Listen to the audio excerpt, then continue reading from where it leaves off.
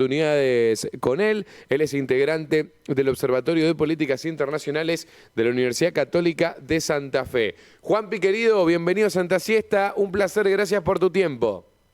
¿Qué tal? Buenas tardes, ¿cómo andan todos por ahí? Muy, pero muy bien. Bueno, para charlar sobre un tema que tiene mal y acongojado al mundo entero, Juanpi, ¿no? Este conflicto que se intensificó ya hace algunos días con muchísimos muertos, más de 200 muertos iraníes en los últimos días, más de 200 muertos iraníes, bien dije, más de 13 israelíes en los últimos días.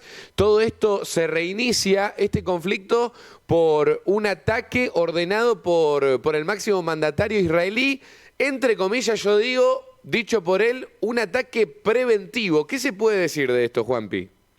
Es que justamente es de carácter preventivo porque se da en el marco de un proceso que lleva Irán adelante hace ya varios años, pero en el que en estos últimos meses habría logrado enriquecer uranio a un determinado punto que lo deja muy cerca del necesario para producir bombas nucleares.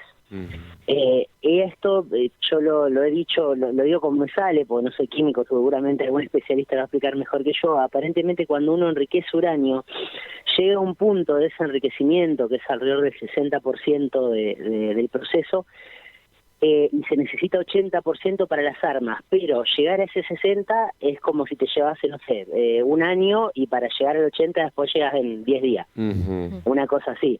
Claro. Entonces, esto es un poco lo que detona este ataque preventivo que deja un poco algunas cuestiones abiertas en el mundo, porque tanto Estados Unidos como otras potencias estaban intentando que esto no pase en realidad. Inicialmente vimos que Trump rechazó el ataque, pero posteriormente lo volvió a dar el apoyo a Israel. Es que Estados Unidos queda en una posición muy incómoda con esto. Claro. ¿Por qué? Porque domésticamente, es decir, en materia de política doméstica, el que le conviene esto es a Netanyahu solamente.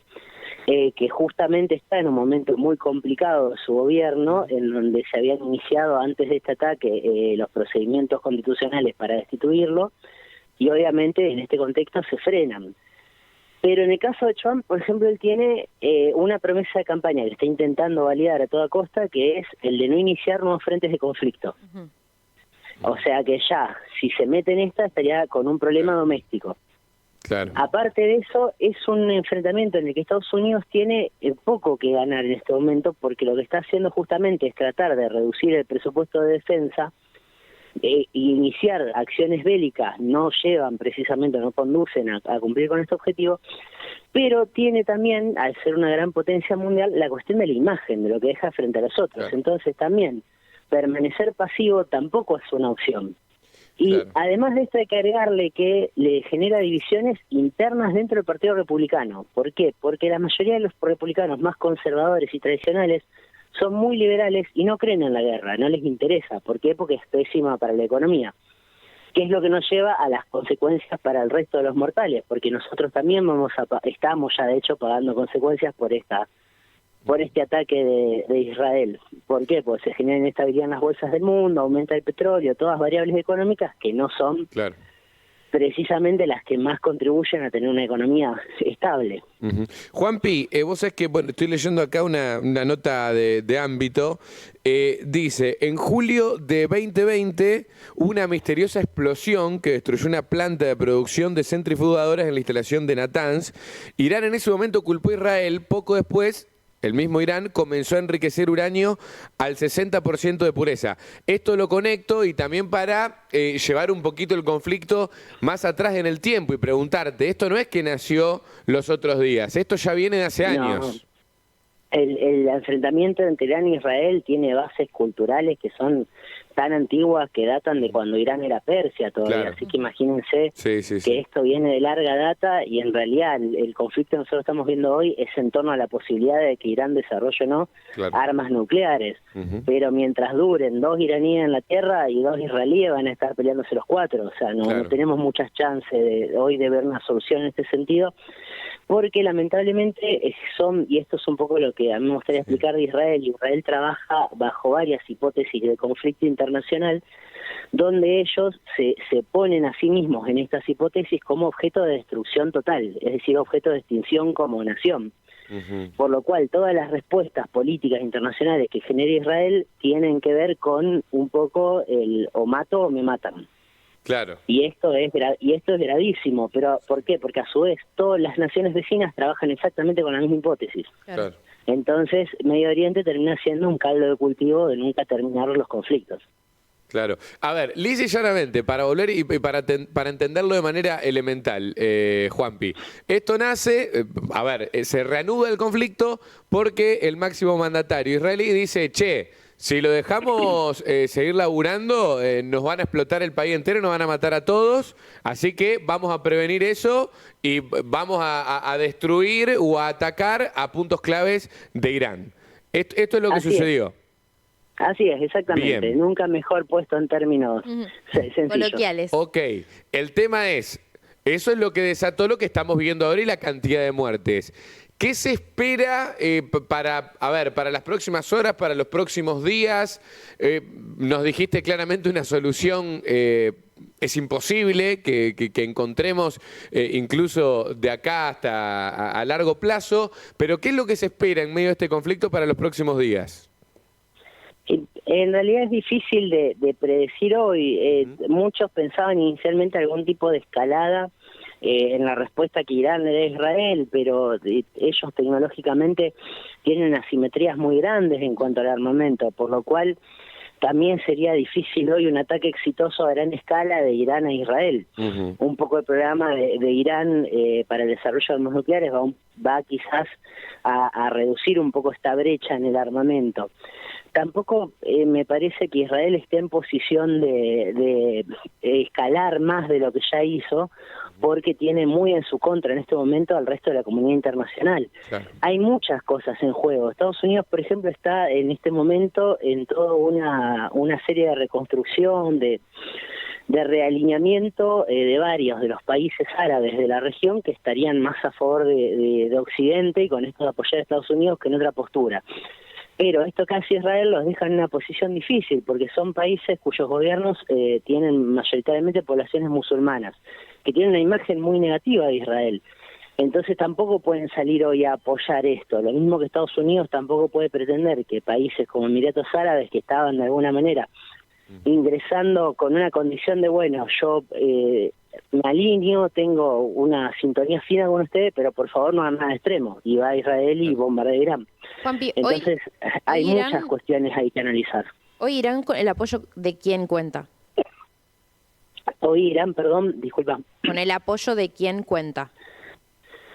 Y más que nada de las ramificaciones que distintas de pequeñas unidades musulmanas de acción bélica, por llamarlo de alguna manera, por no encasillar necesariamente terrorista a todos los grupos, pero no tienen un apoyo tampoco de la comunidad internacional.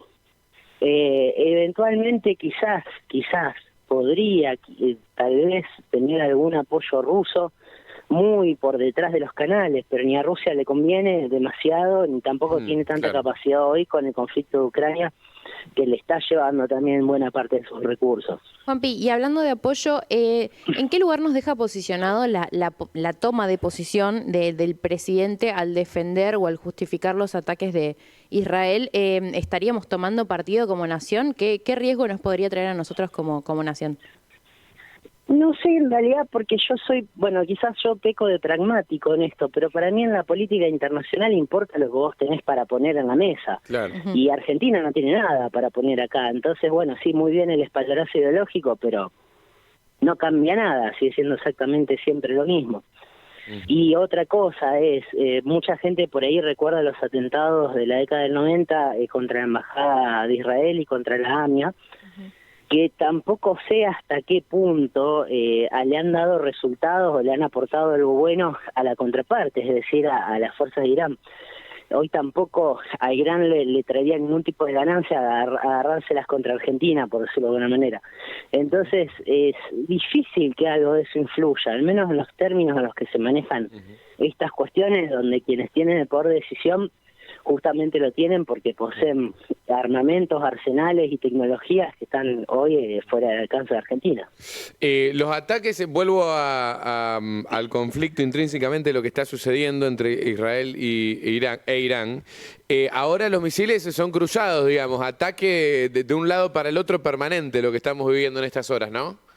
Exactamente, están tratando de alguna manera desde Irán pasar la barrera de misiles de Israel, lo cual va a ser muy complicado porque estamos hablando de una barrera altamente tecnologizada, con un montón de características de última generación contra armamentos más bien quizás antiguos a veces Claro. desde Irán. Entonces están tratando de alguna manera eso. Irán lo que no puede hoy es no responder por una cuestión de orgullo nacional.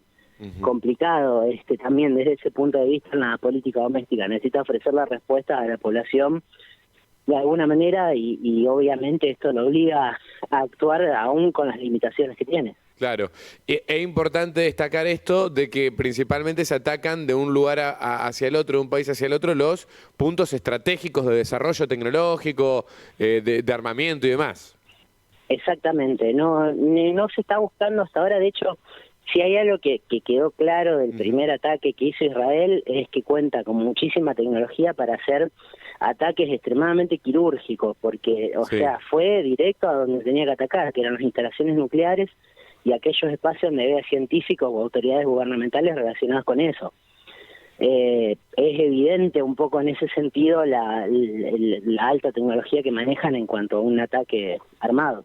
Totalmente, sí. Sí, destruyen cualquier misil que pasa por la frontera, ya a través de la tecnología y demás tienen un equipamiento muy superior, como recién lo mencionabas, al que tiene Irán. Y bueno, por eso se traduce también lamentablemente en los números de fallecidos. Estamos hablando 200 muertos iraníes en los últimos días, quizás haya incrementado más de 200 muertos iraníes y solamente 13 israelíes, ¿no? Uno dice solamente como si fuesen pocos, ¿no? Y lo que vale que cada día, pero hay una diferencia importante también ahí. Sí, todas las muertes son lamentables, pero sí, seguramente vamos a ver más bajas del lado de Irán que de Israel. Y también un poco esto tiene que ver al hecho de que también hay mucha diferencia desde lo demográfico. Ahí Irán tiene mucha mayor población que Israel. Pero no obstante también suma la tecnología, obvio. Juanpi, querido, siempre un placer poder charlar con vos para enterarnos de lo que sucede en el mundo, en el detalle, lamentablemente en este caso de lo que está ocurriendo entre el conflicto, guerra, hay que decirlo, entre la guerra que está ocurriendo entre Israel e Irán. Te mandamos un fuerte abrazo. Otro para ustedes, que estén muy bien. Juanpi Julier, integrante del Observatorio de Políticas Internacionales de la Universidad Católica de Santa Fe. Bueno, lamentable, amiga, ¿no? Tener que hablar de esto. Y, a ver, está bueno hablar con Juanpi, lo hacemos con Lumayo también, cuando tienen que ver con cuestiones internacionales, para entender dónde nacen estos conflictos y entender que son cuestiones que tienen origen, un germen en lo cultural, digamos, ¿no? Desde... Nos tenemos que remontar a los primeros años de la historia, inclusive. Y uno lo ve tan lejano porque no es nuestra realidad y no es nuestro presente. Claro, lo ve pero por tele. Al ver hoy el ataque a la conductora de televisión, qué cercano tremendo, que es que la cotidianidad de uno se vuelva al campo de batalla. O sea, porque nos cae algo acá a nosotros, claro, ¿entendés? De repente es una locura. Bueno, ahí naciendo en estamos Santa viendo ahí. Siesta Sí, es eso. Es que totalmente. Tu realidad se vuelve eso. Gracias a la vida, o nosotros nos toca verlo lejano. Pero sigue siendo igual muy duro. Bueno, amigos y amigas, de a poquito vamos llegando al final de esta santa siesta. Se viene, pasan cosas. Lu Trincheri, qué temprano que viene Lu Trincheri en el día de hoy. Tuvo que traer al pibe al Vázquez Unión, ¿no? ¿Todo bien, Lu? ¿Usted? ¿Todo tranquilo? ¿Fin de semana largo? ¿Lo